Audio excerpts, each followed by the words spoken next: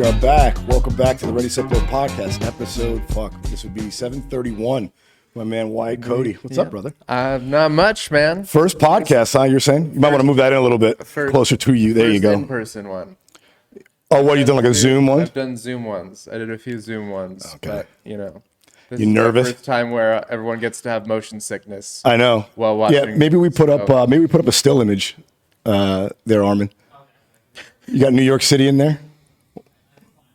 Cool. See, I like having a producer, and I tell him every time to get a mic, but he refuses to do it. So, because when you hear audio, I'm just talking to myself. I also like to get it when I make him laugh. But first time, huh? We'll add laugh tracks too. I know exactly. I'm actually doing this, man. Oh yeah, thanks for appreciate it. Met my man here at the Big Pine Comedy Festival. Yep, sure did. They give out like prizes at the end? Of course, I got nothing. But I got nothing either. But I think I was only able to perform one of the nights. Yeah, I feel like my comedy is just not meant for comedy festivals in general. Yeah, What? I don't know if that's. I don't know if you even saw my material, but like I don't know. I feel like I'm not that kind of comic. Yeah, it's I haven't won anything at Big Pine. I did the Sacktown Comedy Get Down, which was the same. It's also Broken Drift, and I didn't win anything there, and I didn't. But I've won. I've won other bigger stuff. I know the World Series of Comedy. World Series of Comedy winner. Yes, I did. I won, but that's a credit. It's been over a year now, so. Yeah, but it gets you work. That's what I was talking to you about it. Which is, I feel like the thing with comedy festivals, at least what I wanted to take away from it is, one, I wanted to go to festivals that obviously have a good reputation. They're in a fun town. Yeah. And I could like hang out with the other comics. I know Casey and Hillary, so I was like, oh, let me do that one. Because I never expect to like get anything out of it. Although like the World Series of Comedy is like a competition style. Yeah. Which Big Pine really isn't. They have like Best of Fest, and I think the different industry people will like give you like pick certain people to get extra spots. I think that's what we're giving out. But that was like kind of it. Yeah. I mean, a lot of what you win would just be a spot in another festival further on down the road. It's like, yeah, you have the opportunity to pay to go to another festival. Is this a pyramid scheme? Oh my God. Dude, that's one thing I noticed, like only in LA and New York do the open mics charge you to go do them. Yeah. Like in Boston, you just have to sign up and wait. Yeah. Here it's like you got to fucking, which almost makes doing like running an open mic more profitable for the booker than running an actual show. Yeah, I mean, because you always get open mic, you'll always get a comic in the room, but fucking like a real show, people, whether or not they pay for tickets, it's up in the air. Like if it's raining like today, people just won't show up. It's all fucked up like that. Yeah. And open mics are like, I get it because you have to make money to open the doors to the comedy club. You have to staff it. So, but they'll do that at bars. Like I've been like bar open mics where they'll charge you. Yeah. Which is wild. Yeah, I guess there's got to be, scheming. It's usually like, but it's like usually like you have to buy a drink or something, right? Yeah, something like that. So, well, what else am I going to do there if I'm waiting for an hour or two for my spot? Of course, I'm going to drink fucking boredom. Yeah, no, So you started down in Long Beach? Started comedy in LA. Okay. I grew up in Long Beach. Oh, okay. So unfortunately I didn't have far to travel. Nice. So I did my first open mic at the Haha Cafe in North Hollywood. All right. And it was the most anticlimactic evening of my life. How'd you do on your first set? I would say not good, but I bombed my first set and then bombed for a year straight. It was fortunately it was an environment where nobody was going to do good. It was like an afternoon open mic. It was God. 5 or 6 in the evening, hot summer day, 100 degrees outside, North Hollywood summer day. My sister drove me up to, How old are you? I was 19. How old are you now? 31. Okay. So I first did comedy when I was 19. I didn't start actually pursuing it till I was like 22. Okay. Or almost 20, like right before I turned 23. I would just kind of do like a couple open mics a year or something. So I was still in college in Hawaii where there wasn't much. Oh, you're from Hawaii? Out there. No, I went to school there. Oh, okay. Is this all linked to the surfing? Just so you can... Yes. That's your entire career is based, your entire life is based around waves. And being too dumb to get into college in California. So... I went to Hawaii where the people the college out there was like not quite. California schools are hard to get into. The state schools are surprisingly good. You know, like as far as state colleges go, it's probably the best in the country. Yeah, I mean, you go to UC Berkeley, it's got like a 2% admission rate and it's in the top 10 every year. Even the Cal State schools are, and I was never much of a student. I just kind of went, I was like, I'm just going to go where I get in. And so I didn't even apply anywhere in California. Smart. I was just like, it's not going to happen. My school in Hawaii was the only place I applied to, actually. Did you go to the University of Hawaii or something else? I started at Hawaii Pacific University, which is like the shoddy kind of like, it's a private school, but it's like just kind of, I don't know. Yeah. It's kind of a joke. You know Willie Simon? What's that? You know Willie Simon? Yeah. Yeah, he's a comic from Hawaii. He's a buddy of mine. And Jeff went out there to do some shows with him, and they were telling me about how much they hate mainlanders, especially white ones, Howleys, I think they call them. Did you get any shit out there from these guys? Only once, really. I would say in my 5 years there, I had 3 altercations while I was out surfing, but 2 of them were with other white guys. Okay. So those don't really count. Only one Tongan fucked you up? Yeah, there was one local, like, one real Hawaiian guy that was like, apparently felt that I was taking too many waves. So I kicked out of a wave and paddled back out to the lineup, and he comes and paddles and he sits like right next to me, like right on, like pretty much touching me. And I was like, oh, he probably is looking the other way. He doesn't see that I'm right here. So I'll paddle. So I lay down and I start to paddle away, and he just paddles right next to me. Like, he doesn't say anything? And I sat down again. He sits down again, and I looked at him, and he's like, I'm going to make sure you don't get another fucking wave the whole rest of the day. And I was like, I didn't really know what he was talking about. He was just like, you're taking too many waves. You're being too aggressive. And I was like, I haven't dropped in on anybody. I really don't think that I'm being too aggressive. And he just kind of sat on me for a while. It was just kind of this awkward silence. And I was like, I'm not sure what you want me to do. And he's like, I want you to leave. And I was like, okay, well, I'm not going to do that. And we just sat there. I sat there on my board, like arms crossed, and he sat like right behind me. I'd wait him the whole fucking day. Because obviously, how can you get into a fight in water? I mean, like, the first punch thrown, you're falling off the board, right? I mean, you're going to rock the fucker. Exactly. And plus, like, you got like... he's going to ruin his whole day and your whole day. He's like, all right, well, we'll just sit out here in the water, fucking. Exactly. And you got like, you have to factor in like, you could paddle away, but there was like a leash dragging behind you can grab onto. So I sat there, and we just sat there in silence. And then he actually like... he was a little bit behind me, so he grabs my leash, and I feel myself getting pulled back by my leash, and he starts pulling me back towards him. And I was like, I don't know what to do. So I was like, I'm just going to throw my elbow into his nose as hard as I can and just get out of here. Yeah. And that's my plan. I'm just going to, and I was like cocked, just about to just rip it into his face. And he's like, hey. And he's like, I'm sorry that I was like, kind of mean to you. He's like, I'm sorry that I came at you like that. Yeah. And it's all, well, good. Glad you apologized. It's also like, it's one thing to like sit on you and like, get in your way so you can't get a wave. Nothing to start touching you. It's like, I have a problem with people touching me unrequested. Like, it's like, you can say whatever you want, man. I'm not going to throw a punch at you first, but if you fucking touch me, I'm going to crack you in the fucking head. I mean, like, I would have taken that leash and wrapped it around his neck and choked him like a mob member. With piano wire, just fucking. I was like, I didn't know what to do because I was, I didn't know how to fight. The other time, the worst that someone came at me was another white guy, and he was notorious for being like kind of this. He was essentially a homeless. He lived in his van in the parking lot of a surf spot called Kaiser's on the South Shore. But this is before the van life thing was a. Now it's like a cool thing to be homeless. Back then, now it's like understandable. Yeah, it's a lifestyle choice. Yeah, back then he was just a hobo. Exactly. So this guy. And he lived in his van at the spot called Kaiser's, like on the South Shore of Oahu, which is the touristy side, like the Waikiki area. And I would go out there super early in the morning, like when it was paddle out when it was still dark, so I could have maybe a 30-minute window with surfing to pretty much, have the waves to myself. Yeah. So I'd go out there, and he would always be the only other guy out there that early.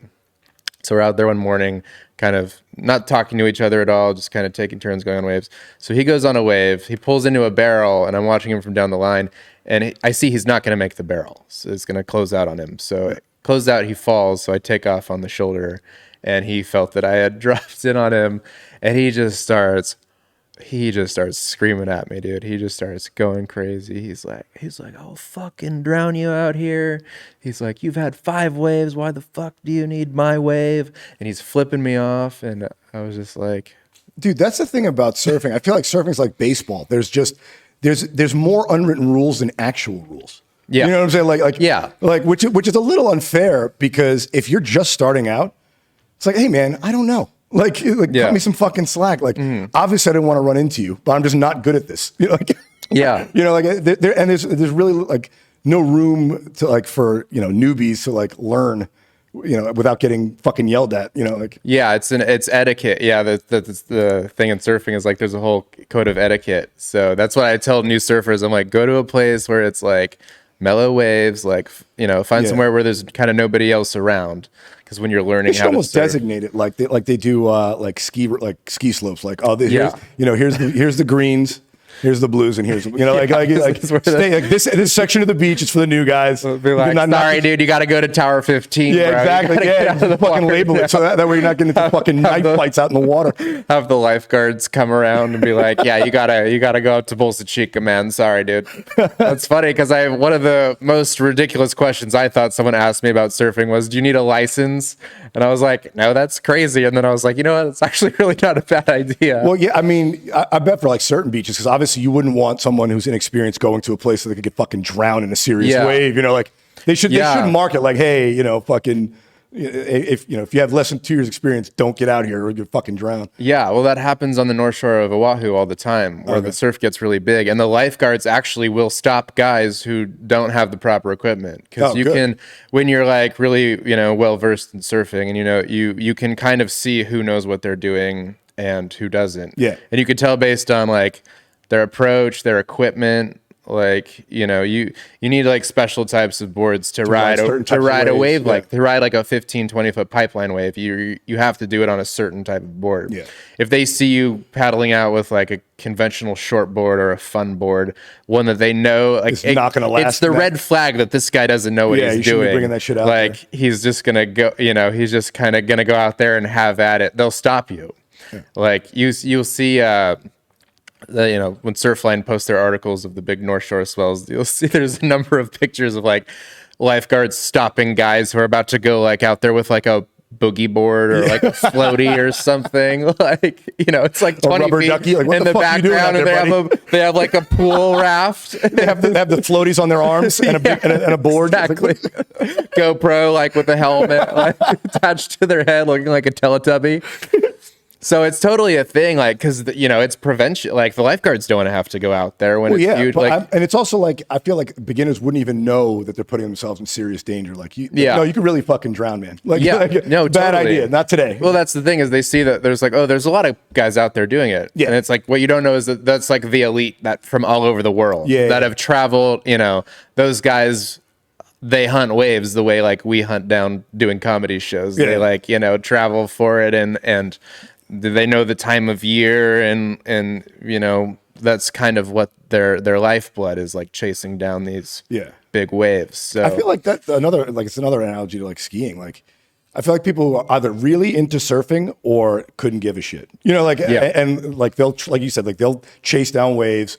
Or you rarely see like a casual surfer who surfs like once a month. It's either they go every day, or they go once every 2 years, and there's like no in between. You know what exactly? Because I bet you're up every morning at dawn going out. Yeah, pretty much every day that I'm home. I just started tracking how many days a year I surf. Okay. Like because I did it like 5 years ago. I was like, I want to know how many days out of the year I go surfing, and I think I tracked it for a year, and I think it was like 179. Jesus. So. I started tracking again on my birthday this year. Okay. And I was like, I'm going to track for a full year. What are you up to this year so far? I think I'm averaging like 20 days a month. Holy shit. So is it that like relaxing or peaceful? Like what's the draw? I mean, I like the ocean. I like, it's a lot of fun, man. Okay. Obviously I don't get it. It's not my thing. Have you tried it? No. Yeah. So you should try it, man. You'll understand like once you try it, I think. I mean, I've heard when the first couple of times you do it, it's just you falling down. You'd be lucky to get up. I think you could get up. You think so? You're I think you overestimate my athleticism. I taught surfing for a few years. I taught for like 3 summers, and I would tell you that if you're the type of guy that if you came in for a lesson, I'd be like, thank God, like this guy's gonna be easy. Not like some fat slob behind a desk for 40 years. Get people that were like 5'6" with like bowling ball bellies. Yeah, they show up to the beach in jean shorts and Timberlands. Like, I'm ready to go. It's like, not in that outfit, you're not. And I'm like, these people can't even like lay on the board flat, like they're like. They're pot bellies. Yeah, it's like they're like laying down. It's like one of those like, those. Yeah, it's like there you go. It's Thank like you, Armin. it's like trying to surf with a yoga ball between you and the board, and so you have to, when you push up, you have to dig your leg up into your chest. Okay, and you can't do that. It's like a squat thrust almost, because you have to get the feet far enough apart. I'm making sure the viewers. Yeah, there you go. You have to have your feet far enough apart to like stand up. Yeah. So like these people who are short and very heavy, they can only get their feet, certain distance apart, and then they get up, and the board just sinks right down because you have to distribute your weight. They're so fucking heavy. Yeah. You have to. They're heavy, and their feet. You just sink the board. Their feet are this close together. So when when your feet concentrated weight, yeah. So that's like, those are the people that are. And I was like, I can't just be like, yeah, the reason you're not doing well is because you're fat. You want to get paid at the end of the lesson. If you call your student a fat ass, like, hey man, I didn't pay for this shit. I can't be like, they're like, oh well, why am I not? And I'm like, honestly, like you're doing everything as well as you can with that. But like you're clearly doing your best. I can't just be like, the problem is that you need to go lose 100 pounds and come back next summer. Like you can't say that. So yeah, like I said, not if you want to get paid at the end of this fucking thing. The insult comic fucking surf instructor. Yep. Yeah. So dude, I didn't know you drive for Uber. You're telling me you're gonna do some rides after this? I do. I drive for Uber. Not right now. Thank God. I got a part-time consulting gig right now, so I got a couple months out of the car. But how often are you driving? It's like every day? No. I drive I used to drive full time. Like it was when I was in my first pursuing comedy and making no money off of it, I would have to drive like 40, 50 hours a week in my earlier 20s. And now it's more of like a side hustle for me. But yeah, I drive I try to do on average 15 hours a week. Okay. So are you a talker? Do you talk to your passengers? No, I just let it depends if they want to talk. Yeah. Yeah. I'm the same way when I give rides. People have asked me, or I always see jokes on the internet like, oh, my Uber driver won't shut up, blah, blah, blah. Yeah. It's like, I have the opposite problem. People want to talk to me. It's like, dude, I don't want to talk to you. I'm trying to do this ride. I'm high as shit usually, how else am I going to deal with driving for 8 hours a day, whatever it is? So it's like, I don't need, I'm listening to a podcast, man, shut up. Yeah, it's like comedy. It's reading the room, you have to. Exactly. So if someone gets in, I'll just be like, hey, how's it going? And they're just, most of the time they'll just be like, good. And I'll be like, okay, they don't want to talk. But if they strike up a conversation with me, I'm fine with, I could go either way.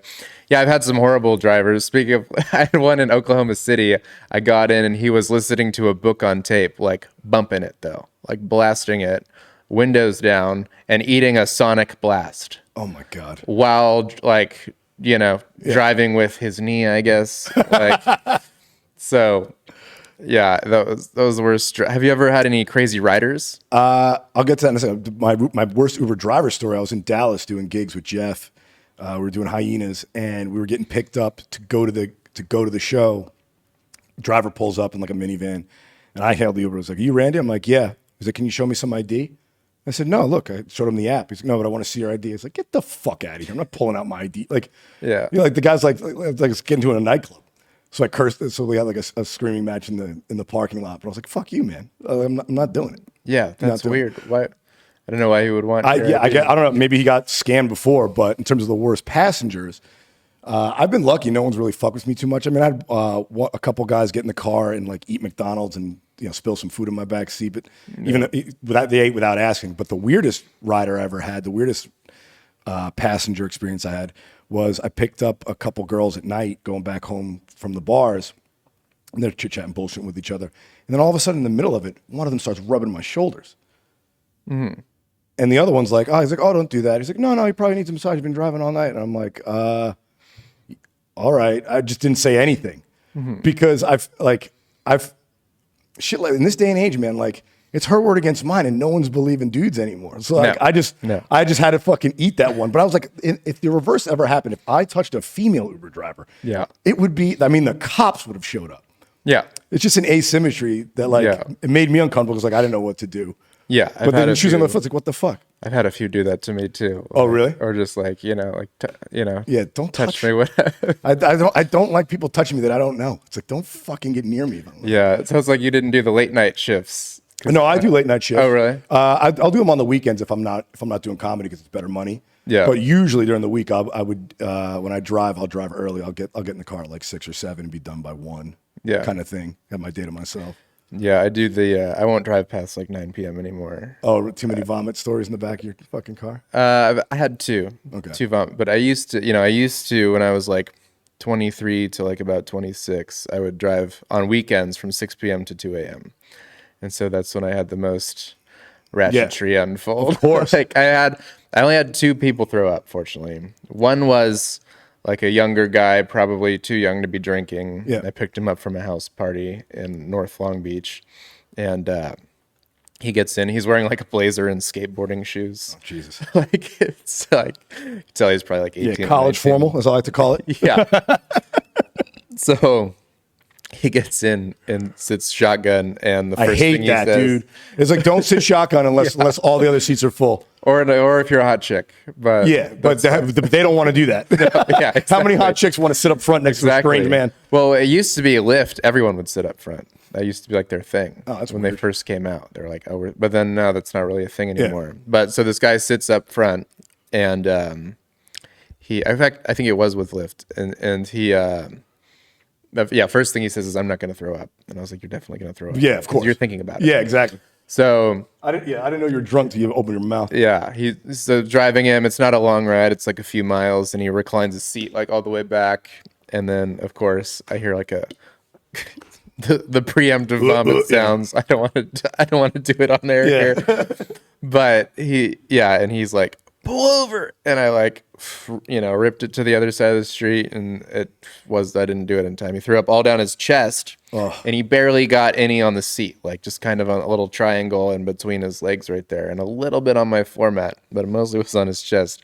So I had to go and report it to Lyft and send in pictures, and I thought they just give you a set amount, but they give you an amount based on how bad the damage is. Yeah, which I love because that means there's like some vomit curator. Yeah, there's somebody's like checking a the vomit appraiser or something, and their job is to look at vomit and decide how much it's worth. So silly. How do I get that job? Fuck driving for Uber. I want to be that guy. Right? Just sit in my apartment and look at vomit stains. Be like, I think this one is. It's like, I'd probably get fired for that because I'd give the max every time just because I have driven. It's like fuck them. It's like Pawn Stars with vomit stains. It's like best I can do is $20. Sorry.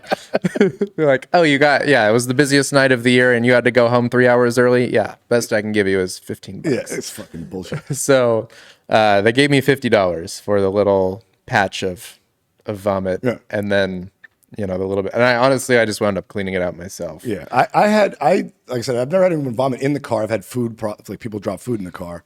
I've had them throw up outside of the car, roll down the window, throw up out, couple, maybe 3 times. Yeah, I've had and they hit the door, and I take the shot I pull over right after I let them out, take the shot right away and send that in because it looks horrible when it first happens. Yeah. But it's the outside of the car. I just take the bottle of water I have in my trunk and just pour it on and it all fell right off. Yeah. But they gave me the 150, they gave me the max right away. Nice. Yeah, I was going to say the other time someone threw up, it was like 2 girls and a guy, and they were on the back seat. It was the girl in the middle, and she throws up on her friend's lap. And it gets entirely on her friend's lap, none in my car. So I didn't get any money out of that one. But that's pretty funny. It's on her friend's lap. Yeah. And I'll say this about female passengers. They're the worst tippers on earth. Oh, are they? Yeah. Oh, man. I mean, I haven't kept track, but just a straw poll, after, wait a minute. Women just don't believe in it. Oh, yeah. I don't know. I don't. You know who's the best? You know who the best tippers are? Mexicans. Yeah. I get cash tips from them in hand, which of course I'm not paying tax on. If you do it through the app, you got to pay tax on it. So, and you would think oh, you pick someone from Beverly Hills, they're going to tip you well. No. It's like you pick up some Mexican who's getting off from the kitchen, he's going to hand you $10. For whatever reason, I don't know. I feel like the people that are familiar with the technology just assume that it's all baked into the cost of the ride. Whereas Mexicans just understand cash and cash tipping as a currency in their community better. That they're just much more giving in that way. Yeah. Women also know me because they won't, chatterboxes. Well, I had a guy that I drove from Newport Beach, a nice place in Newport Beach, to a nice place up in up in Beverly Hills, and it was it's like an hour and a half ride, and he this was back when I kind of first started, and it was with Lyft, and I think he was honestly going to meet a prostitute. Oh, I've driven many prostitutes to get dropped off at a place and strippers and shit like that. Yeah, I've definitely driven some escorts back. You could definitely back home. I mean, it's so obvious too, which is pretty funny. It's like you pick them up at like an apartment in Hollywood, and they're going to like some hotel, dressed up like they're going to like they're going to strip, but they're just going into the hotel and they got a big bag, like an overnight bag of shit with God knows what in it, whatever toys and whatever else they need for their trade. Yeah. And more often than not, I'd say out of the maybe dozen times I picked up strippers and or call girls, at least half of them were doing cocaine in the back of my car. I didn't turn around to look, but there's an unmistakable snort. Yeah. Like, what the fuck? Oh, it's allergy season. Yeah, right. It's June. It's reverse allergy season. I'm breathing them in instead of blowing them out. You ever have somebody offer you drugs? Probably. I think so. Yeah, that's an LA thing. I maybe once a month.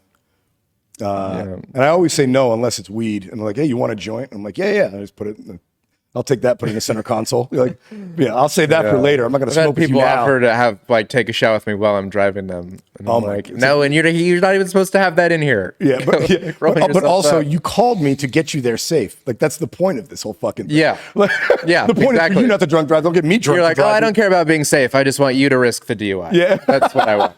It's not the safety. Are you going to give me a $10,000 tip? Because that's what's going to cost to get off this fucking thing. I don't care who you kill, just as long as it doesn't fall back on me. But I drove the guy, who I think was meeting up with a prostitute. I drove him from, Newport Beach to, Beverly Hills, and he said he was going to meet up with like a college friend that was in town. And so I dropped him 20 off. years younger than him. Well, I didn't see him. It sounded like a guy, another guy. We were gonna go out. Okay. It sounded like they were gonna go out for drinks, whatever. So I drop him off at the apartment. I go and I'm driving back home to Long Beach. I'm like 20 minutes away, and he calls me and he's like, I think I left a money clip in the back of your car. And I was like, okay, well, I pulled over to look and it wasn't there.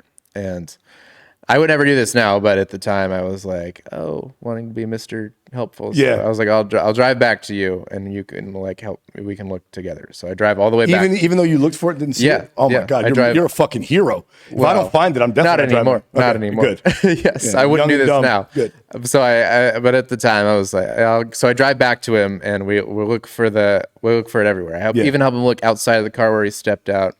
And then he goes, oh, wait, it's right here. And he pulls it out of his pocket. What an asshole. It was in his pocket. And he goes, if I can't find it, you're going to have to drive me home. I was like, why do you need a wad of cash to go have drinks with your friend? I was like, or your friend can't just spot you and then you pay him back later. Yeah. So it was just like, he was like kind of frantic about it. He's like, if it's not here, it's going to ruin his night. He can't fuck the prostitute without cash. So they don't take Bitcoin. So not then. This was 2015. You found out since that they do. Yes. There's, they'll find a place to insert the Bitcoin now. So he pulls it out of his pocket, is in his pocket. And how did you miss that? I don't know. Yeah. And there was a fat wad of cash in there, and he doesn't give me any of it. Oh, I would have been like, dude, I drove all the way back an hour back here. It's like, can you give me some gas money? I would have fucking said something. I only drove it part way, but it was whatever. Like 15, 20 minutes. Yeah, but I should. You're right. That's why I wouldn't do something like that now. Yeah. Because also, if somebody forgot a money clip in my car, you could best believe I'm taking it and saying I didn't see it. Yeah, it's one thing if it's your phone. I can't do anything with your phone. But cash in my car, I don't know where it is, man. I picked up somebody else. Maybe they took it. Sorry. Exactly. How are they going to prove that? I don't have a fucking dash cam in my car. Well, we're also not responsible for other people's items. Oh, yeah. So even if we do take it, even if we literally say, I'm just going to keep it, like there's nothing that anyone can do. I've found things like, like somebody like dropped a jade necklace or, like different vape pens for weed or shit like that. Like if I have no use for it, I just throw it out at the end of the like they have one day to claim it for me and then it's in the trash. Then it's in the trash. Otherwise, I'm like, I'm not fucking around with this shit anymore. Yeah, exactly. No, my friend's mom, she left her car keys in an Uber one time, like, those expensive keys that are like $400 to replace. The electronic ones? Yeah, and she was posting on Facebook like, I left my keys in this Uber and the driver acknowledged that he has it and he's not getting them back to me. And she's like, I tried to call the police. And I was like, call the police. I was like, it's not illegal for you to leave your keys in someone else's car. Like if you forgot your wallet at a restaurant, do you fucking charge them with theft? No, you fucking dropped your wallet in a restaurant. Like, exactly. Dude. And she was like, oh, well, like, you know, her friends were like, well, post his picture and we'll share it around and make sure that if anyone in Long Beach gets him, we'll cancel the ride. And I was like, it's not going to affect his business whatsoever. And she was like, my friend's mom was like, well, lesson learned, don't use Uber. And I was like, I think lesson learned, keep track of your shit. Yeah. Because you have to, like, it's not about like your stuff. It's about like their time, you know, the driver's time. That's the thing. Like, that's why, like, if it happens on a weekend night when it's busy, I'm like, I'm not going to stop for an hour and a half and drive it to where I'm losing money. Like, no matter what you tip me, it's not going to make up for the fucking 5 rides I just missed. Yeah, and then the lost item fee is only $15. Yeah, exactly. So it's like it's worth it if they live near you. But I mean, I had one woman that left her keys in my car, and she lived in Glendale, and I was like, well, and she left her car in a parking lot in downtown LA, and you can't just leave your car in a public lot in downtown LA for days at a time. And I was like, well. And I think I was going on the road like the next day, and I was like, well, I cut her a deal. I drove it back to Glendale for like $50. Yeah. But I was like, you know, like, it's not my problem. In hindsight, I should have charged her more. I know. Because I would have been like, your options are get your car towed or wait until I get off the road. Yeah. Also, what kind of an asshole doesn't leave, like when you buy a car, you get 2 sets of keys. Yeah. You leave one in the house in case you get locked out of your car. Exactly. What kind of a dumb bitch locks both her car keys, loses both her car keys? Like, that's what you get, you know? Yeah, I know. She was. I could tell she was like pretty, you know, irresponsible too, because she was out drinking on a work night, and she was like, I don't really have any more money to like. Yeah, because I drank it all last night. Yeah, and I was like, well, the one place I'm forgiving is if someone forgets their phone, because that's happened to me, and you're in a pinch. That I'll be a little bit more. Amenable to trying to help them get it. But if it's like, like I said, if it's far away, I'm like, we'll meet halfway, or you can come, if you need it right away, you can come to me. Yeah. But I'm not, you know, like, but if it's like random shit, like, you know, I fucking, you know, car keys, house keys. Like, yeah, man, I don't see them. I don't know where they are. Sorry. Yeah.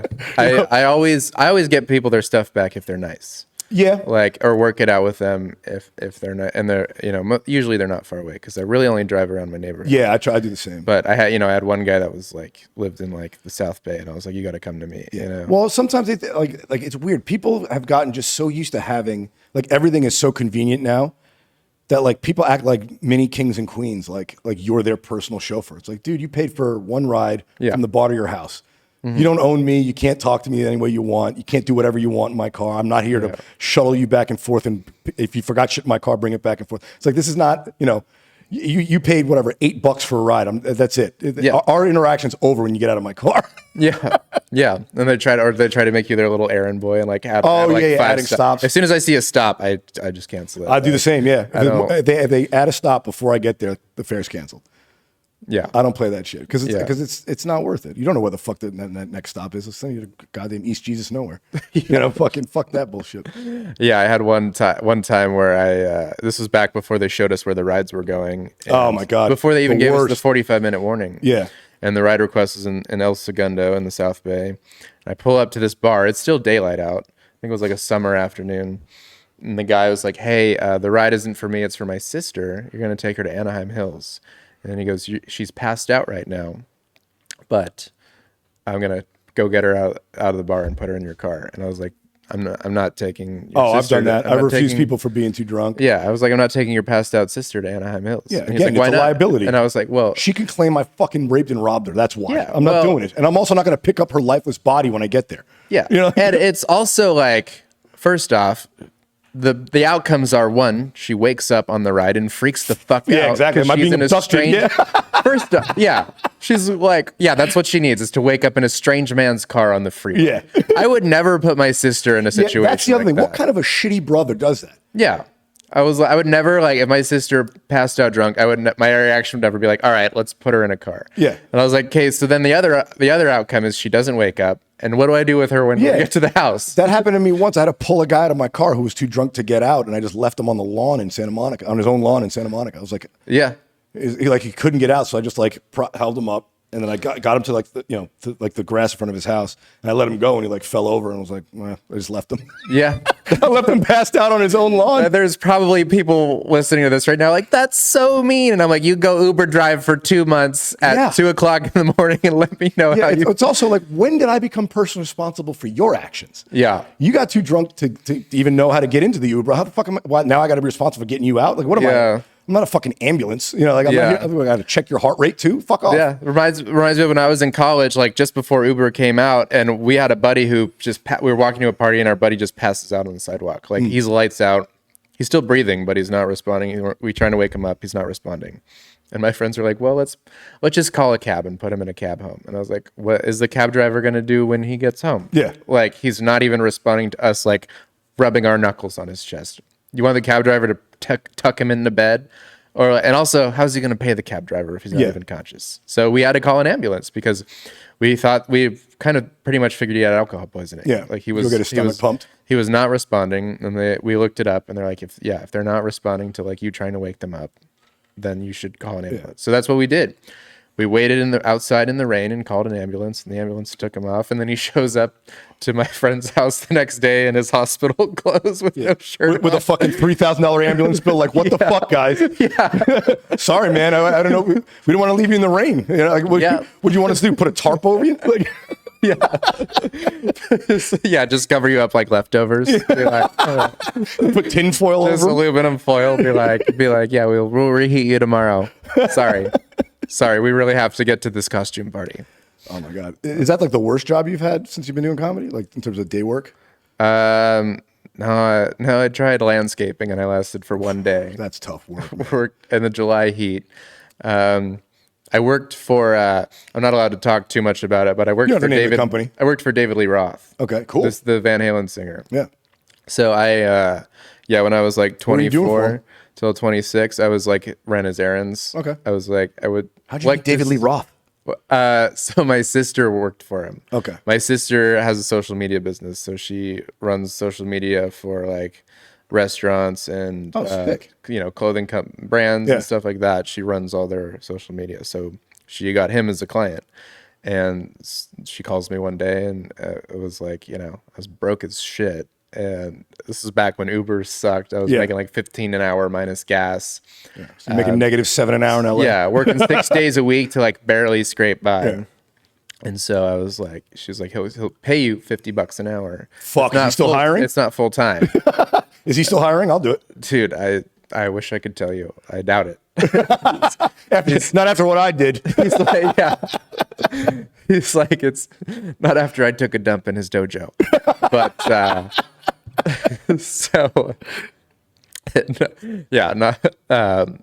so I was like, fuck yeah, like, it was a part-time, but it was just give me that extra few $100 a week that I needed to like make the difference between getting by, barely scraping by, and like having some money to do some stuff. So I did that. It was like, 1 to 3 days a week, not even full 8-hour days. It was like usually like 4 to 6 hours. And I did that for almost 2 years. It was pretty cool. He's very nice. And then and then in like early 2018 is when I started to kind of travel for comedy more. What's the weirdest thing he made you do as an assistant, as a personal assistant? Nothing. Besides suck his cock. Because of course, I mean, for $50 an hour, you got to tickle his balls a little. Well, I certainly didn't have to do that. Well, like I said, I can't really say most of it, but I can assure you, even if I did, it was nothing that exciting. It was nothing really exciting. Why? Is he like you under an NDA? Yeah. Oh my God. Yeah. So it was. I guess that makes sense though. Like if you're involved in someone's private life, they don't want you. Yeah. Like if he's got a wife and you're going to pick up his girlfriend at the airport, it's like, you can't keep this shit to yourself, buddy. Yeah. It was, he liked me because I think he liked me because I didn't ask questions. I just, but it was mostly just like groceries, cars. Yeah. I guess this is all after the big Van Halen here. So it wasn't like he was out in his painted on fucking, leather leggings and hopped up on cocaine. I mean, he was probably in his fucking 60s at this point. Yeah. Yeah. No, he was cool. He's very nice. And I did that for almost 2 years, and then I've just been kind of traveling for stand up for almost about 5 years now. That's great. Almost. Dude. And that's great. It's fucking tough getting road gigs. So thank God, Jeff. Without Jeff, I wouldn't get any. You said it, not me. Oh, no, I joke about it all the time on the podcast. Like, if you guys want to see, if you guys want to see me on the road, go to jeffdye.com for all my dates. Well, that's cool. Like, I'm sure you get some great gigs, though. Like, oh, yeah, I got to play some awesome clubs. You get some great clubs that are probably pretty full. Oh, yeah. Yeah, some fun ones. What was I going to ask you about? Oh, yeah, the big news. Before we get into the news topics, this is broader news. Because I was reading a bunch of shit today because I guess Elon Musk is, bringing the hatchet down over at Twitter. First of all, are you like a big Elon Musk fan, or because I feel like people have strong feelings about him as a person in general. No, I'm pretty indifferent. I have a Tesla, but I don't even make that kind of money, Wyatt. Whoa, buddy. Well, I don't make that kind of money. I save that kind of money on gas with the amount of driving that I do. Did you get it through Uber? No. Oh, because you can lease them through Uber. Yeah, you can rent them, but it's like more expensive. Oh, you can't lease them through Uber? Well, I mean, I don't know. It's a rental. Yeah. It's like a Hertz rental. I mean, it's more expensive than just owning one. Yeah, because true. You're paying a middleman. But still, I mean, what is it like what do those base models go for, like 50, 60 grand? No, I got mine during the pandemic for 37,000. Okay. So I got it. Not too bad. It had 9,000 miles on it. Yeah, you look at a fucking genius now. I mean, even during the pandemic, gas was whatever, like $4.50 a gallon out here. Now it's like $7.50. Yeah. So it's definitely worth it now. I have to drive so much. Yeah. They say spend your money where you're going to use your money. So I have to drive. I drive like around 30,000 miles a year, and a lot of it's stand up. Like, being a road, like, I just drove to and from Phoenix. Yeah. Like, I go to and from San Diego all the time. Like, I'm just driving a lot. So when it came time to buy, because my last car, when it went out, I was like, okay, I have to figure out what I'm going to buy next. Yeah. And I was like, shoot, 30,000 miles a year, 30 miles per gallon. You did the math, and it's like, I'm going to pay 20 cents to drive a mile. So that's $6,000 a year in gas, which is $500. So you're like, all right, month. so it's 37. It's really 31 in the first year because I'd have to pay an extra $6,000 for any other car.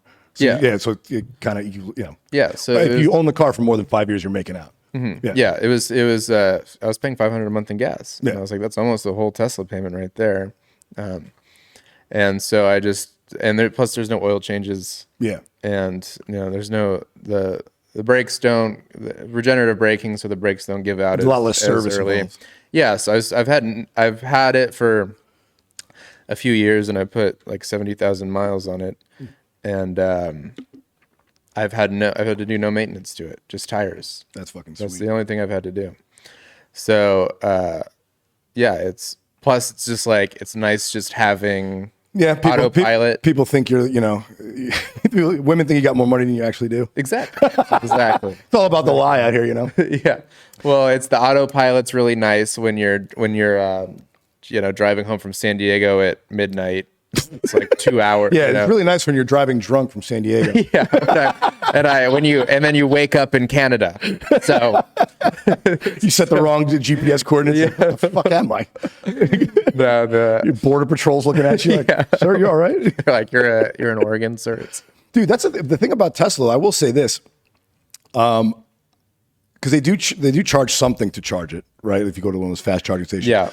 But the whole like environmental impact of it being like greener, I get it being a cooler car, but the maintenance, paying less in gas on average, but I don't think they're as environmentally friendly as people make them out.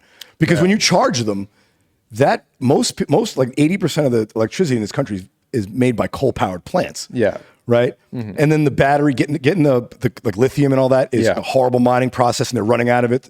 And then what happens, like eventually, like just like your cell phone, that battery is going to die. So eventually you can't charge that battery because you can only have so many charges on a battery. Where are they going to put all the Tesla batteries when they start junking them? There's going to be fucking landfills filled with noxious, acidic batteries. I don't think the environmental impact is fully thought out, conventional versus Tesla. It's probably better, but I don't think it's as good as people make it out to seem. Yeah, I'm not sure. Well, apparently the battery is 82% recyclable. Oh, really? Apparently, according to Tesla. Who the fuck's checking it? Yeah, exactly. And I know that everything has its like tricky wording, and it's like. And let me be clear. I don't really care about I care about the environment while I live here. Yeah. I want it to be nice while I'm here. But I don't have any kids. I got no stake in the future of this planet. Yes. So if you guys want to, burn coal, I don't give a fuck. As long as it's nice for the next 50 years while I'm still alive. You know, Yeah. I want to get 50 decent years out of this fucking thing. Yeah. And hopefully we will. We're doing our part. We're doing our part by not having kids. That's really the best thing we can do. No shit. I've said that before myself. Not having kids is the greenest thing you can do. It is. I mean, like just the amount of waste another human being creates. It's like fucking. Everyone needs clothes and food, like space for land. Yeah, they have cars. They're fucking, God knows what else. That's the solution to most of our people want to get into politics. I'm like, no, the problem is that there's just too many people. Oh, yeah. Like, why is the rent so high? Why do jobs pay less? Because more people can be because the population is tripled. Yeah. And the size of Southern California stays the same. Exactly. Like, there's only so much. Yeah. There's a billion workers in China and then only 200 million here. Fuck it. We'll go over there. It's cheaper to, pay them 20 cents an hour instead of you guys $20 an hour. Yeah. It's just the law of big numbers. Yeah. So it's, the more competition for jobs, AKA, so they don't have to pay as much, and less space, so they can charge more less for every good real square estate, foot, so they can charge more for it. So that's the thing. That's the thing. There's just too many people, and everyone overlooks that. That's a great point. By not having kids, I should be able to drive a fucking diesel truck that burns, crude oil, and I should be able to pollute at an astronomical. I should be able to pollute for a family of 5. Yeah, exactly. As a single man, because I'm not going to have kids. That's right. I should get I should get carbon credits. There should be a special lane for us. For people who don't have kids instead of the carpool lane. No shit. Because most of the carpool lane people are like people driving with little babies. And I'm like, that doesn't take a car off the road. Yeah. I was like, that eventually puts another car back on the road. There should be a lane for people who don't have kids and don't plan. There really should be. Yeah. I don't know. And it's funny, like you get tax credits for having kids. It's like, why? Oh yeah, it's fucking dependent. It's good for the economy. That kid doesn't make any income. Fuck that kid. But you spend money because you spend more that's money on the that's kid. a fundamental problem I think with the entire tax structure of the country. They tax production instead of consumption. Well, technically they tax both with a sales tax. Mm-hmm. But like if you're working and you're generating economic activity, that shouldn't be taxed in my opinion. There should be like zero income tax. There should be like a 50% sales tax though. So if you go buy a big $10 million mansion, there should be a $5 million tax on it because you're buying a big fucking property that's that's consuming a lot of shit. Yeah. So it would encourage people to save, but they don't want to do that because you're right. This entire global Ponzi scheme is based on getting people to buy shit they don't want or need. Yeah. I don't know if you heard one of my newer stand-up bits. I just started workshopping it this past weekend. It's about how it costs $300,000 to raise a child. 300,000 college alone. I mean, that sounds low. To raise it. That's to raise it. To get it to college? From when it's born to when it's 18, $300,000. And I was like, that's a Lamborghini right there. Yeah. That's also got to be low. That's like the bare minimum. That's the average. Yeah. The national average. Exactly. In LA, it's got to be a fucking $1.2 million. If you got like my 6-year-old niece who likes rockfish ceviche. She's 6, and that's what she wanted for her birthday. And I was like, I didn't even know what rockfish ceviche was. I was like, this 6-year-old knows what rockfish ceviche is before I knew what it was. Yeah, they're ordering the creme brulee for dessert. It's like, what the fuck? You don't want like the soft serve with chocolate springs? Like what the fuck? You give me the flambe. It's like fuck off. You're a child. Get a cookie and some milk and shut up. I remember asking when I was a kid, my mom would sometimes take me to get a donut before school. And I was growing, so I asked for 2 donuts. And she was like, what the fuck did you say to me? Oh, I have to go to war with my dad to get 50 cents to get a bag of chips and one of those quarter waters from a local bodega. This is my niece. Like, no, it's like 50 cents. Can I get the prosciutto sandwich, please? Could I get some filet mignon? I need it. I need big olive spread. I need it rare this time, not whatever dog food you gave me last time. Thank you. Yeah, she's asking for a bespoke aioli. I've had a long day of counting, so if you could just get that to me ASAP. Yeah, thank you. And she complains like this is not the gazpacho is supposed to be cold, not room temperature. Sends it back. You're like, you have any allergies? You're gonna have to check in with my mom. Mom, can you pull my medical records? Yeah, she's already got a Karen haircut and talking to the manager at 7. Like. She's like, my sandwich did not come pre-cut. I asked for it across the triangle, not down the middle. Yeah. But I was like, it's $300,000 to raise a child. It was like, that's a Lamborghini right there. So it's like, if you see someone with 2 kids, they're walking around with 2 Lamborghinis. That's baller as fuck, dude. No wonder they bring those things everywhere, man. They're bringing it on vacation. They know it's not going to remember anything, but you're going to be like, oh, you're in first class. That's cute. I'm swaddling a Lamborghini right here. They should sit on the child like they sit on the hood of a Lamborghini and take photos. Exactly. Well, I was like, my friend's on his 4th kid. I'm like, relax there, Jay-Z. Okay, that's $1.2 million. You could have checked a bag on Spirit Airlines for that kind of money. Oh my God, fucking having kids. But getting back to Elon Musk, the big controversy is, or I guess the latest controversy is, he's been going fucking ham on Twitter. You big on Twitter? You a Twitter guy? No, I don't. Dude, my Twitter got hacked and suspended. Someone was advertising Ray-Bans or whatever. I was going to say they're just saying the N-word over and over. No, that was me. That was me. That wasn't a hack. That was just me, Yeah. I was hungry. I was hungry. Oh, yeah. I was a little hangry. I got weird about it. But no, so apparently, Elon's a self-described free speech absolutist. But over the weekend, a bunch of parody accounts popped up imitating him, and he suspended all of them. And he's like, there's a new Twitter policy in effect starting immediately that anyone who impersonates a verified account has to note that it's a parody account, or else they'll be banned. Because now anybody with $8 a month can get a verified Twitter account.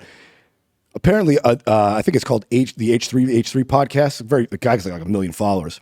He did it. He listed he said, this is a parody account. He put parody on his banner, and he changed his photo to Elon Musk and started, he was making jokes about how Elon's friends with Jeffrey Epstein, and that account got suspended. And he's like, but I labeled it as parody. And my point about all this is, for a free speech absolutist, that goes against everything that he's talking about. Yeah. But what's worse is I have some friends who are like diehard Elon fans, which I don't get. He's just a fucking guy. There's this fan worship of a rich guy. It's like, he's just a fucking guy. Calm down. Yeah, a guy who doesn't care about any of us. Yeah, he doesn't care about anybody but himself. But it's like, he's a free speech absolutist. He's going to bring free speech back to Twitter. It's like, I don't think you understand how free speech works. A person can't give you free speech. Just like now Twitter's just moderated by him, not moderated by the people who were moderating it before that he all fired. Mm-hmm. It's up to his decision. Free speech is a law. Like, free speech it's a governed above a person. A person can't give you free speech. The Constitution gives you free speech. So the whole fucking idea that this guy is giving out free speech is just bullshit. Yeah. I don't understand people's, it's almost like they're able to separate or able to somehow allow their love of a person to think that what he's doing is right. When it's like, no, it's just up to his decision. Clearly, because he just suspended a bunch of accounts he didn't like personally. Yeah, they're going to add a new amendment to the Constitution. I know. It's free speech, except if you're making fun of Elon Musk. I know. Exactly. You can't go photoshopping Elon Musk's face onto a sexy bikini body. I know. It's all bullshit. Yeah. But then on top of that, he goes on to say, like, he went on a whole fucking Twitter. He had like a Donald Trump weekend in terms of the amount of fucking tweets he put out. I was going to say, well, he let Donald back. Oh, I'm sure he will. I'm sure he already let Kanye back on. Oh, yeah. As far as I know. But he was saying, it's $8 a month to get verified, and anybody can now buy it. But then he goes on to say, like, he goes, I want. Let me look up the quote, but it's basically like, he's like, I want Twitter to be the number one news source in the world, and where people look to find the truth. And I'm like, Twitter is exactly the opposite of that. And then he follows it up. The internet in general. Yeah. And then he follows it up with another tweet. Like, it's like these people, I'm going to put in a new tool that you can have long form text tweets now. And I'll end this policy of people taking photos of their notepad and posting that as a tweet. So now you can do like long form tweets. And I'm like, that just sounds like Facebook. It sounds like a shitty version of Facebook that he's about to start. Mm-hmm. That has absolutely no truth whatsoever. Any asshole and their mother could be verified if you have $8 a month. And I'm going to have to go through these long fucking... what I liked about Twitter was that, it was short. Yeah. I don't need my grandfather on there putting out a big fucking tome about, this Marco Rubio is a real prick. It's like, who gives a fuck? Like anytime I see a Facebook post where the see more option pops up, I'm like, nope. Fuck off. I don't have the time for that. Oh my God. I'm not retired. I'm working 30 minutes tonight. You think I have the kind of time to click see more and read your sappy tribute to your son who doesn't even have this platform? It's so wild, dude. I don't know. I feel like I don't know what these social media apps are trying to do, but I feel like all they're doing, it almost feels like a Vegas casino at this point. You know, it's like what we'll do anything on our social media platform to keep you on this fucking thing.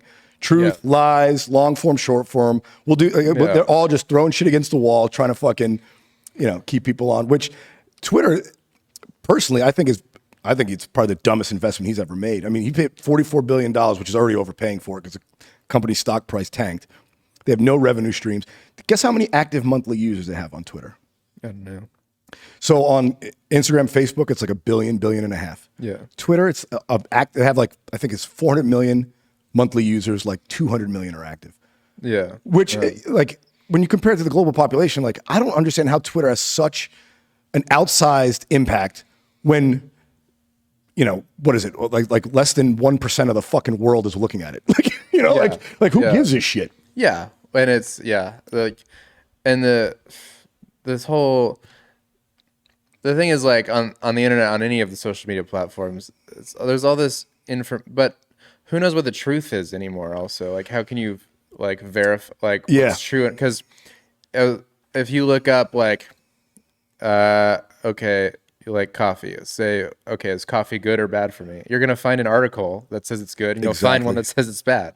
Same thing with everything has a different politics, whatever, like medicine. You go on Instagram, it's like, oh, I'm the vegan doctor and I'm here to have all these posts of why being vegan is good for you. And then you find another one who's like, I only eat meat, have an all animal based diet. Here's why being vegan's not good and why what I do is good. So what's like, which one is right? Anymore, it's like milk. Every 3 years, milk becomes good for you and then bad for you and then good for you and then bad for you. Same thing with eggs. Fucking it's good for you and bad for you. It's like, what the fuck? Yeah. And actually, that plays into the hand. Unfortunately, the truth, like an objective truth, because I mean, we can't even agree that the fucking world is round now. That we've gone back on that. Yeah. But it's a lot easier to destroy truth than to establish it. Yeah. So you don't have to prove that something's false. You just have to give a counter argument as to another possibility. Yeah. Whereas the truth you have to prove. Mm-hmm. So a lot of dictatorships use this instead of trying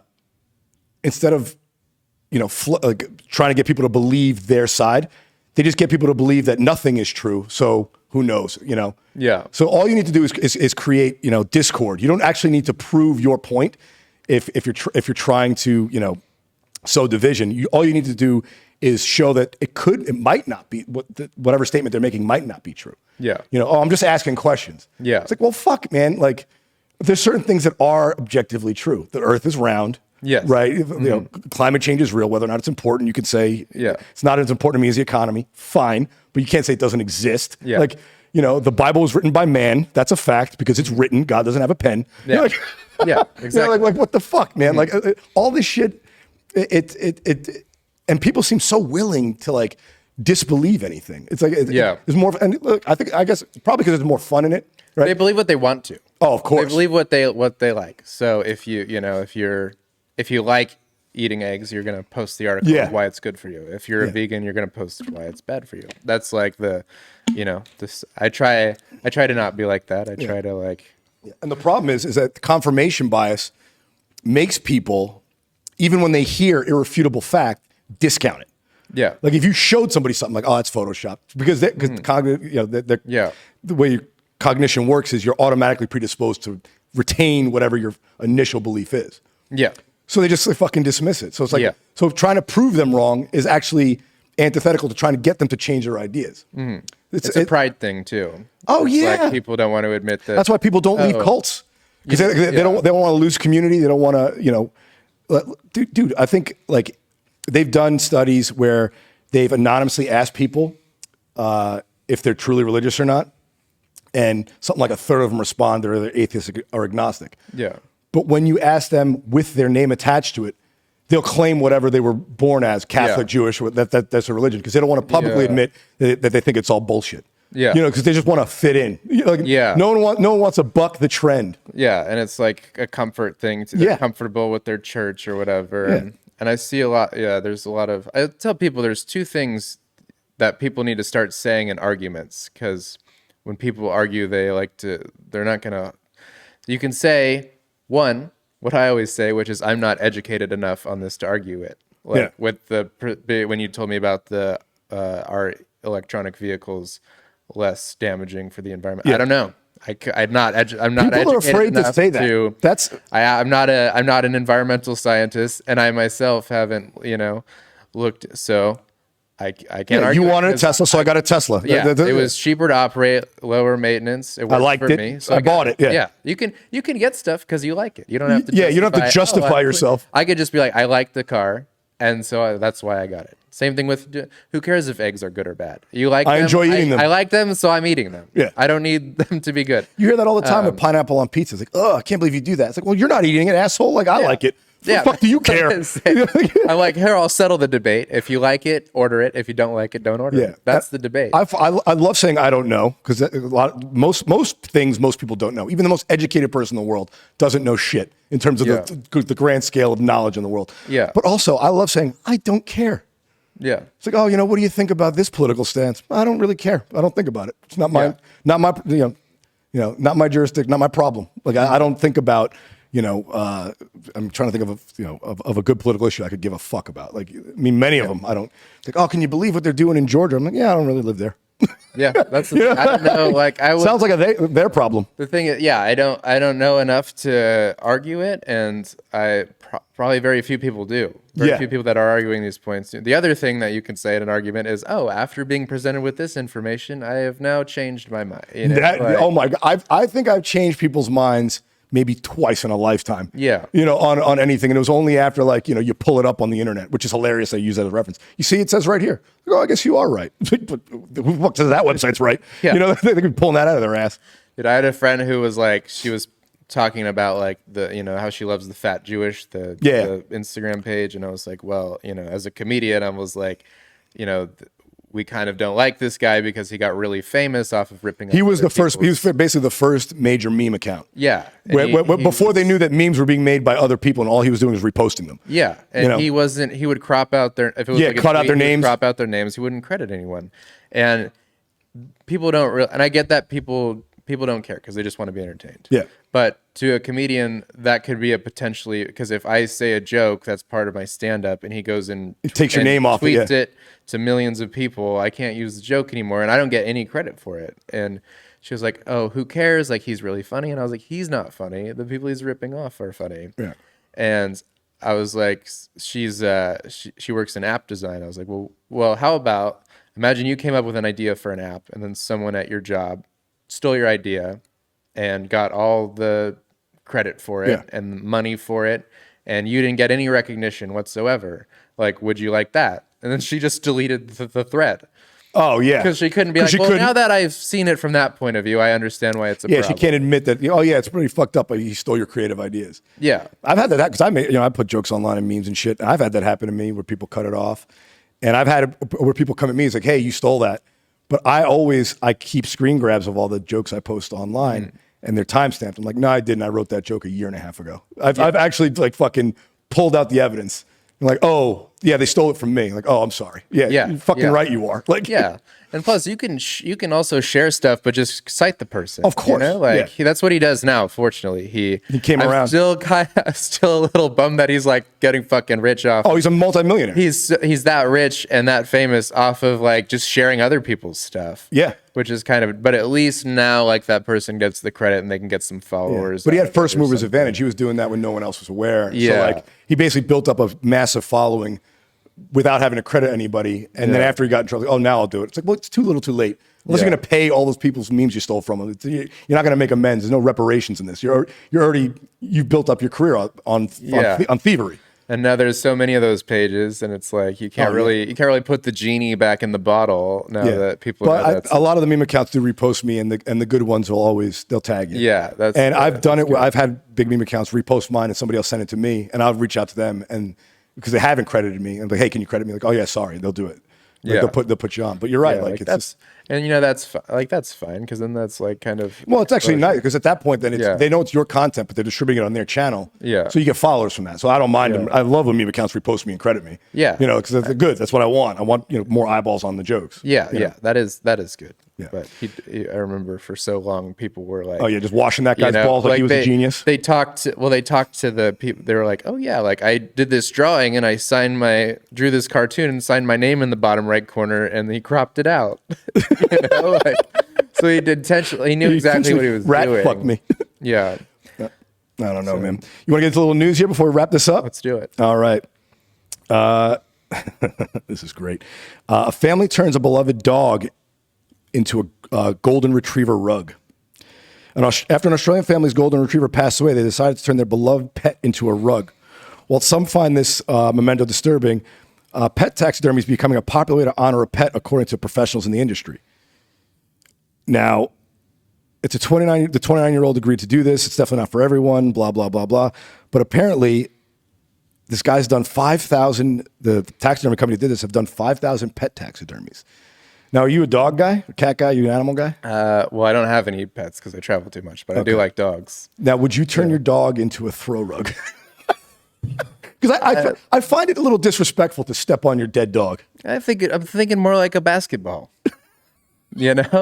Like at least you can still go play ball with the dog. Right?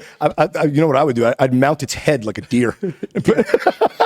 You'd wear it over like turn it into a hoodie. I want to be close to him, so I turn him into a sweater. People are like, "Is that Rex on your?"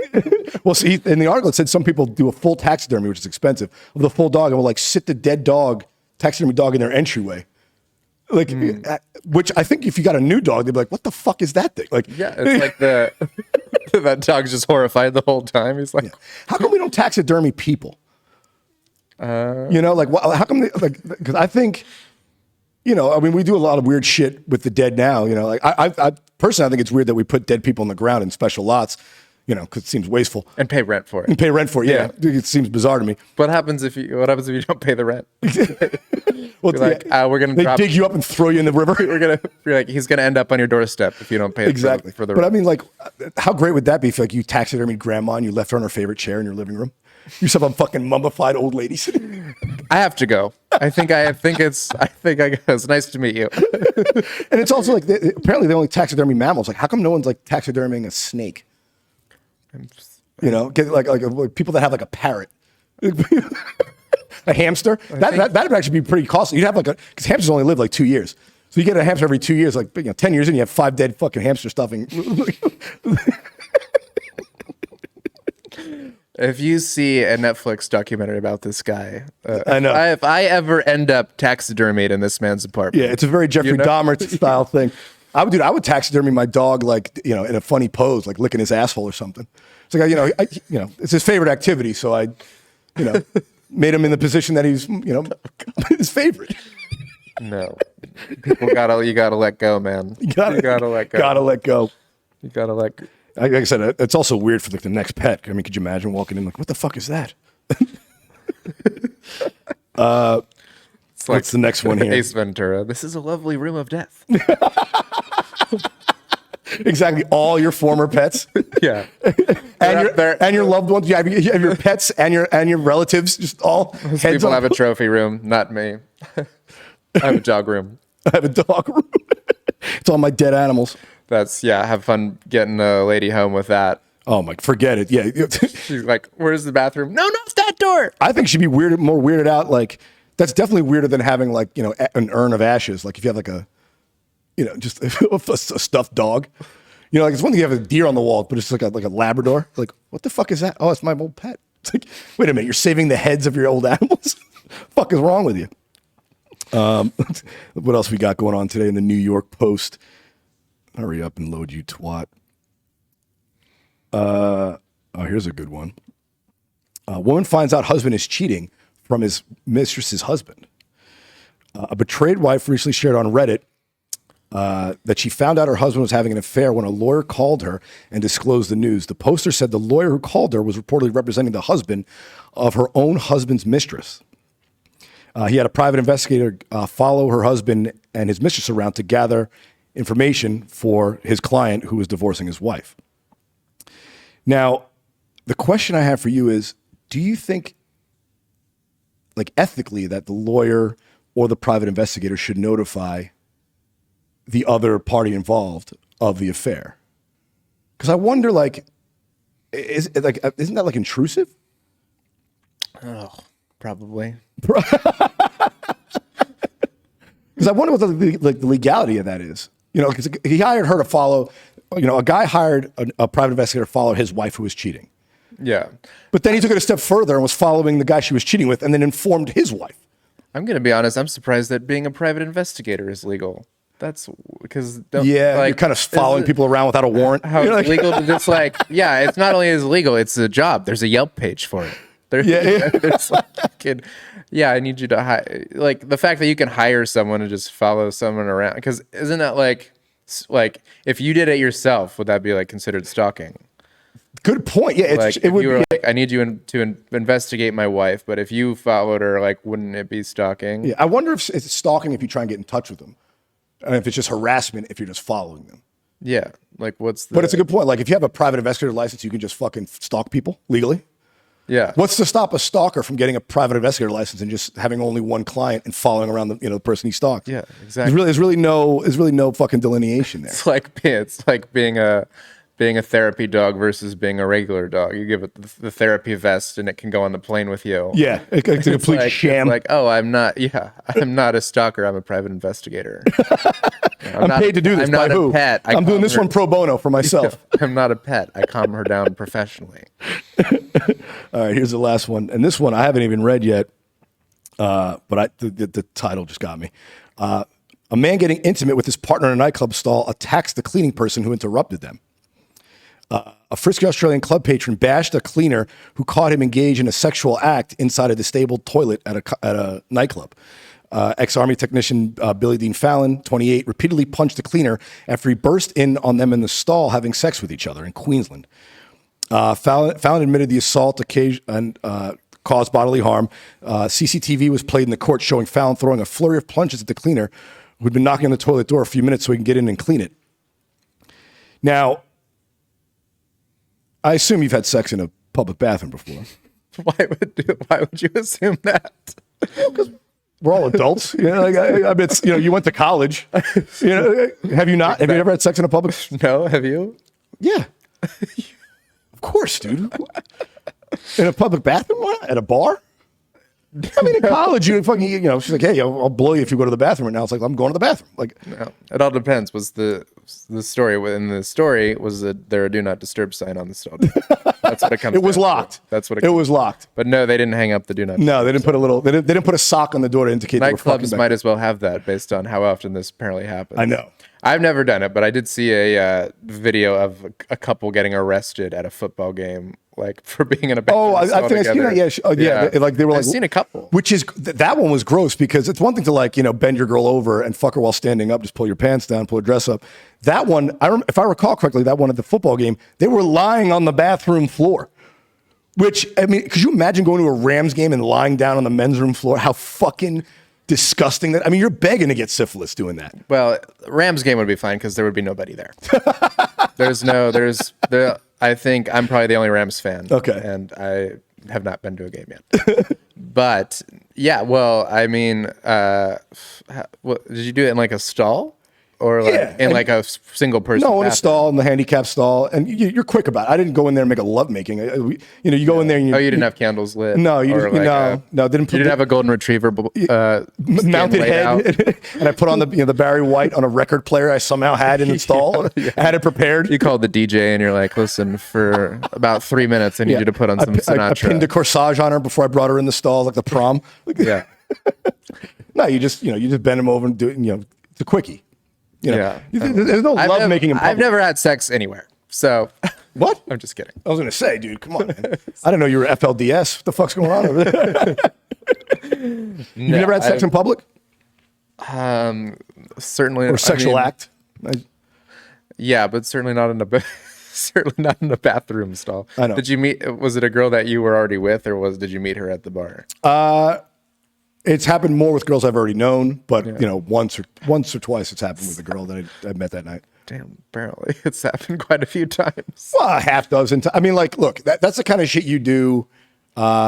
or at least me personally, I did, in college and in my early, like once I passed 27, 28 and I had an apartment, it's like, yeah, we can just go back to my place. Like there's a bed. We don't need to fuck in my car. Yeah. I've had this argument with people over the weekend. Yeah, my mom will be asleep already. Yeah, exactly. So just be quiet. Where'd you go to college? I went to Brown, Providence. Oh, you went to Brown? Yeah. Shoot, I was expecting some Arizona State with that level of ratchetry. No, man, I was a smart kid. Yeah, going to an Ivy League school. Yeah. And so I can bang chicks in the bathroom and eventually drive an Uber. Yeah, it's covered in tuition. It's covered in tuition. But no, like I've had arguments with people like, oh, it's fun to have a quickie in the car. I'm like, yeah, when you're a kid, when you're 19, 20, 23. But like, dude, I'm fucking pushing 40. It's like, hey, let's go fuck on a bed. Like, let's go home. Like, you got a place, I got a place.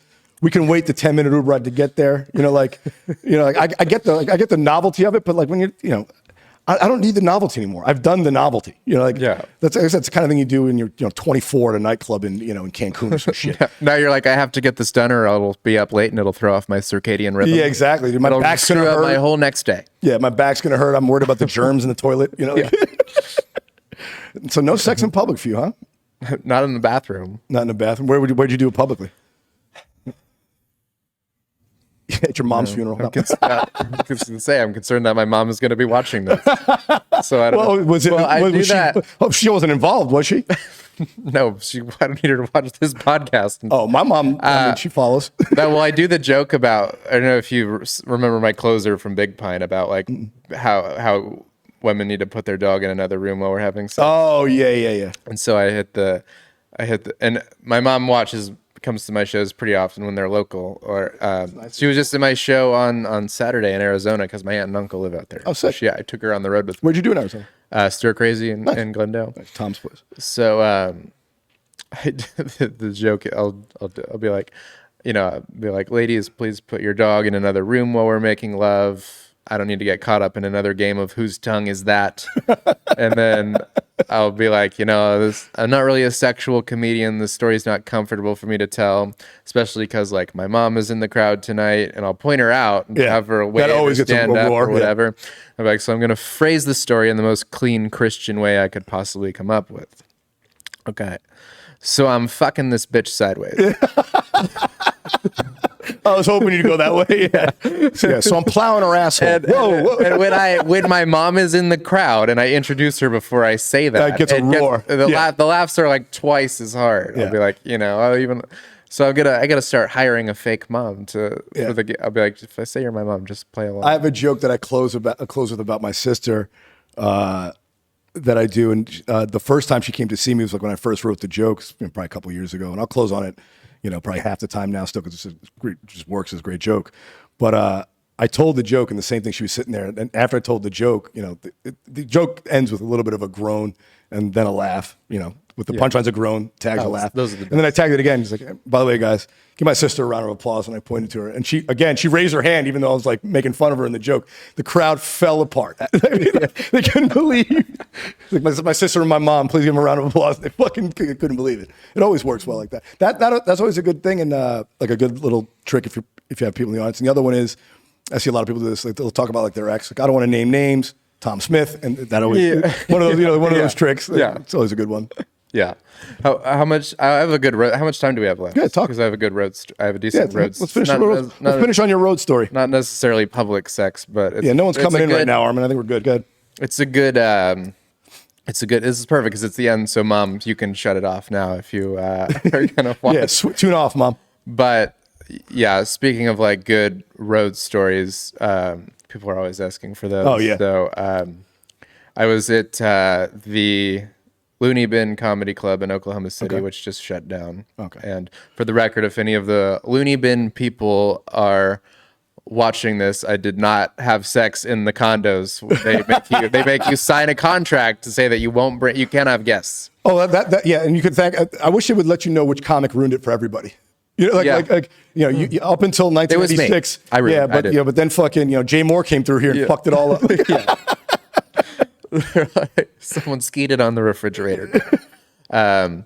So you have to. Have you worked the loony bins? No, I'm not. So you have to sign a contract that says like you can't bring anyone over. It's like if you're gonna hook up with someone. I've stayed in comedy condos that have that list of rules. No party, no this. So I get it. Yeah. So they're like, if you hook up with someone, you have to go to their place. So it says that specifically in there. It's great. Yeah. So they're like, and then it makes a little passive rip at the chuckle fuckers and goes, if you're gonna go home with someone, go to their place because we don't want this type of person to know where the condo is. Oh, good point. Yeah, the chuckle fuckers are also thieves. Yeah. Well, or like gonna break into the condo. Yeah, like because they know like on a Wednesday no one's there, so they bust in or whatever. Yeah.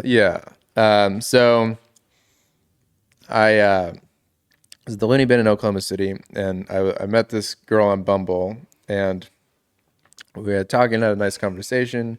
And we were supposed to meet up on Saturday, like before the show. And then if it went well, I was come to the show, you kill. Yeah. So, and of course there's an early show and a late show. So 8 and 10:30. So we were talking and she was like about to meet up with me. And then like a few hours before she was like, listen, I don't think it's a good idea for us to meet up because you're only in town for the weekend. And I don't really want like a one night stand type of thing. And I was like, yeah, that's no problem. I like that. If she's not gonna, if she's not into that, then why waste the whole time? Yeah. As opposed to showing up and then telling you after the date, oh, by the way, like, all right, well, this was what it was gonna be. I'm not moving to Oklahoma City. Yeah, I'm not moving. You can come to California, but I'm not going there. So I was like, yeah, that's totally fine. Like, if you change your mind, I'll be doing 2 shows tonight. You want to get on the guest list? If you just want to come and see a show for free, I'll get you in. And she's like, okay. So she continued to talk to me like throughout the day. So it gets later on in the evening. She's like, listen, me and my friend decided we want to come tonight, but to the late show, to the 10:30 show. Perfect. So I get there, I think it was Saturday night. I get there to the early show, the show that she's not at. Yeah. And there's this one girl in particular sitting in the front row, beautiful. Like, I didn't even look at her the whole time I was performing because if she wasn't laughing, it was going to throw me off. I'm the same way. I want only ugly people in the front row. I don't need good-looking people fucking distracting me. Yeah, well, it's like it's like if I look at her and she's not laughing, it's going to crush my soul. Yeah, it's like I'm a loser. So I didn't look at her though. I just looked right over her the whole time because I knew her throwing off my focus. So the show ends and I'm selling merch in the lobby, and the host comes up to me and he's like, "Hey, this girl wants to meet you." And it was the girl who was in the front row. Yeah. And I was like, okay, well, like, send her over here. So she comes over to my merch table. She's like, oh, hey, like, what are you doing tonight? And I was like, well, I have to do another show. And she was like, well, like, I'm going to be here for a few more days because I was staying there till Tuesday to then go work the Tulsa Looney Bin the next week. So I was like, I'm doing another show tonight. Probably won't be done till late, but I'll be here for a few days, and I would love to meet up. Yeah. And she was like, okay. And I gave her my number, and she texted me, and she's trying to get me to come hang out that night. Yeah. And I was like, fuck, I have the other girl coming. So 10:30 show comes, and the other girl comes, and I'd rather have the one from the first show. Okay. And a good problem to have. I'd rather have them both. An embarrassment of riches. I want them both, but I would rather have the early show. Yeah. So the late show. So I'm trying to get the girl from the early show to hang out like another day. Yeah. Like, let's meet up tomorrow. I'll have all day, or Monday I'll have all day.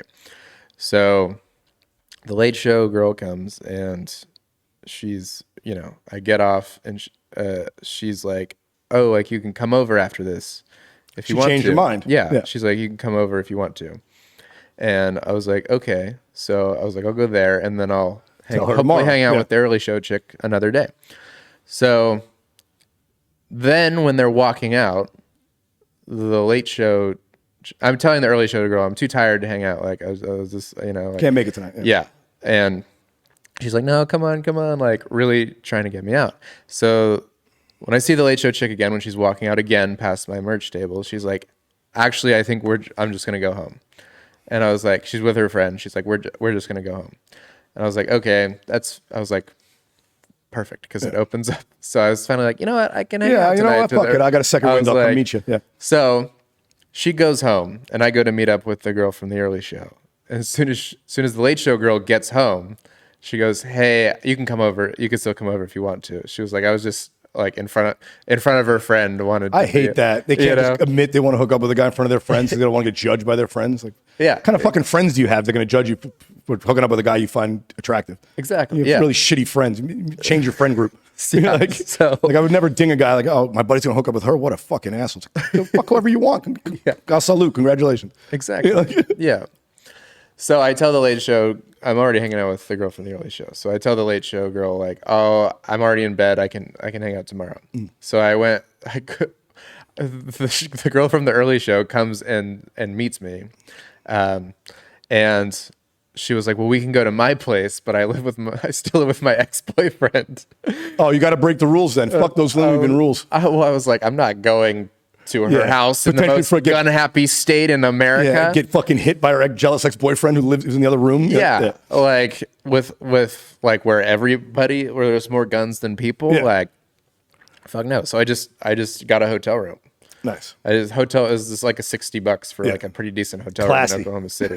Dude, that $60 gets you fucking 4 seasons in Oklahoma City, bro. Now, did you end up hooking up with the other girl? So yeah, so then the next day I met up with the other girl and hooked up with her. Nice, dude. 2 for 2, dude. That rarely works out, man. I feel like it's more often than not, at least in my experience, my single time, like you'll be out at a show or even at a bar, meet one girl, or you meet up with one girl earlier from one of the dating apps, whatever, and then you find someone, another one that you like, and you're like, oh, but I like this one more, and you're trying to like do that shift from the early show to the late show or whatever, and you end up losing them both. Like that's more often than not, you'll get, like in my experience, if I was in the same situation, I'd say 90% of the time, I wouldn't hook up with either of them but trying to balance the two, it would the juggling the balls would. I drop them both, but you somehow stuck the landing on 2. You went 2 for 2, which is glorious. One of the other glorious moments that happened at the was speaking on being on the other side of the flip flopping.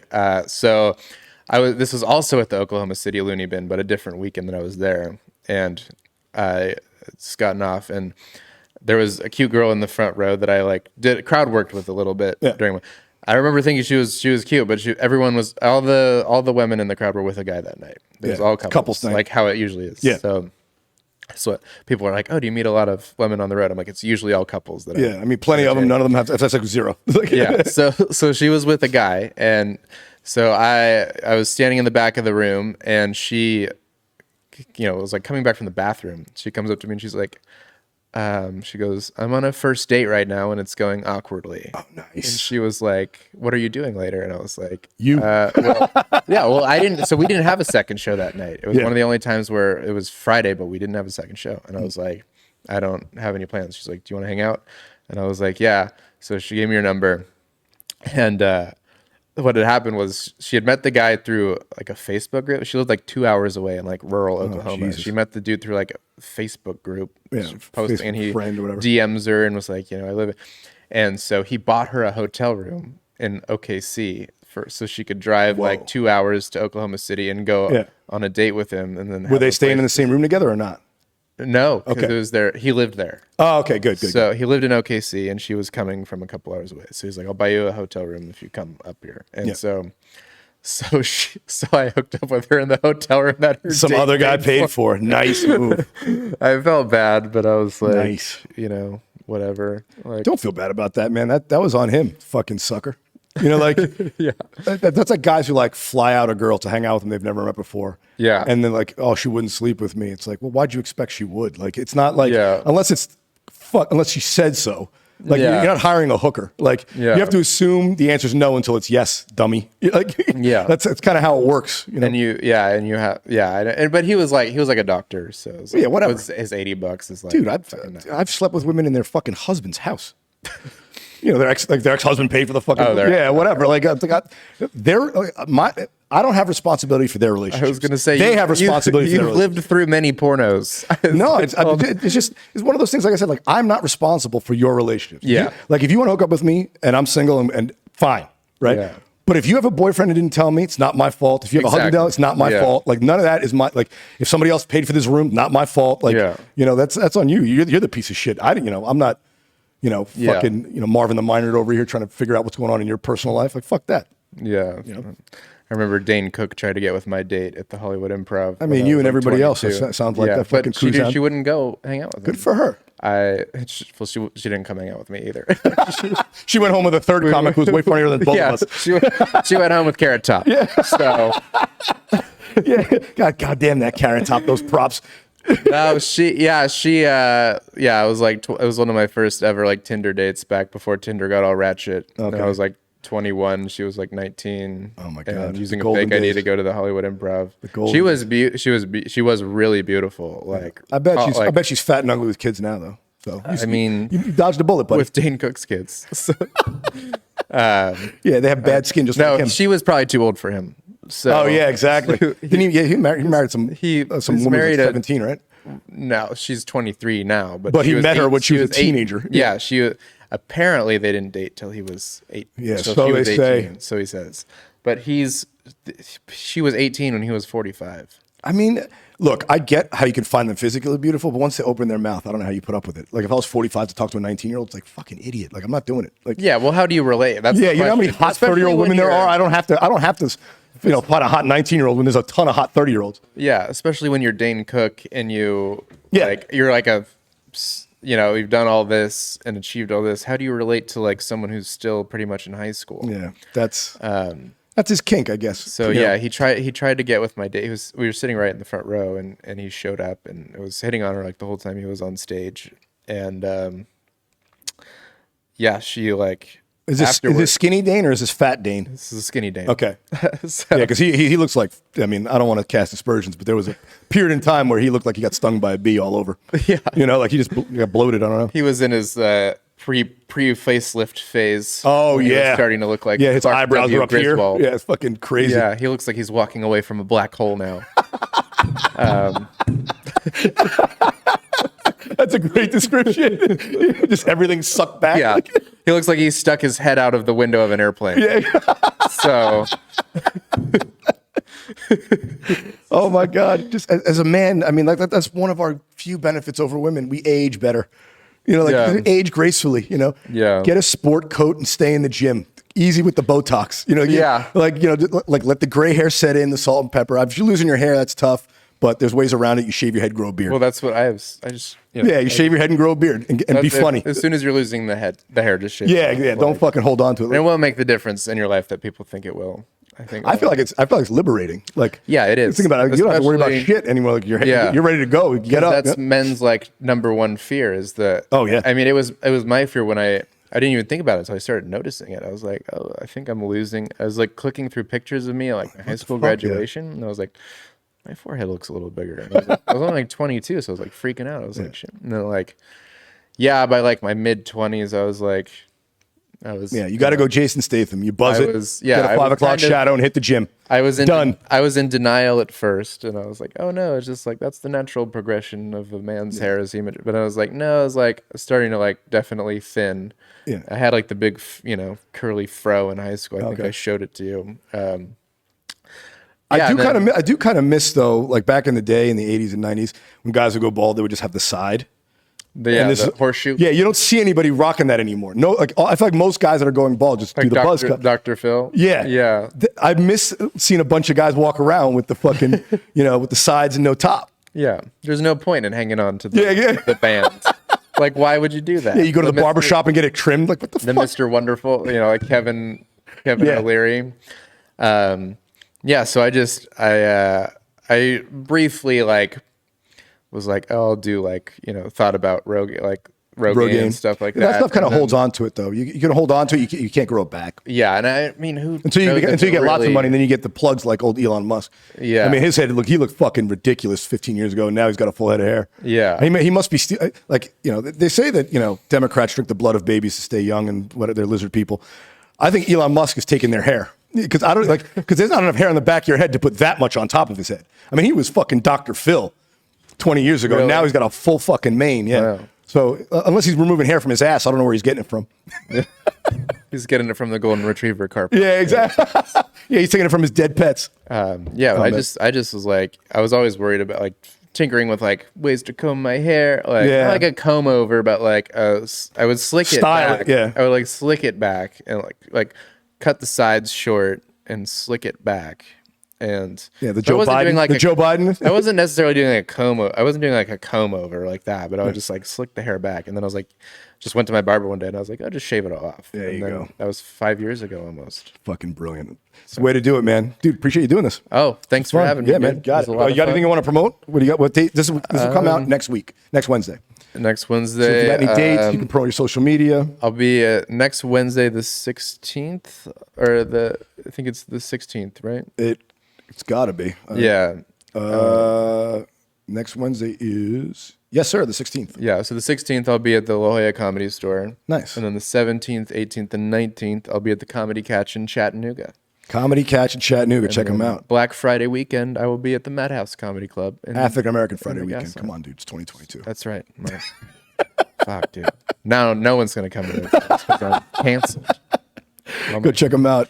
What's your Instagram and your social media? Bad Guy YY.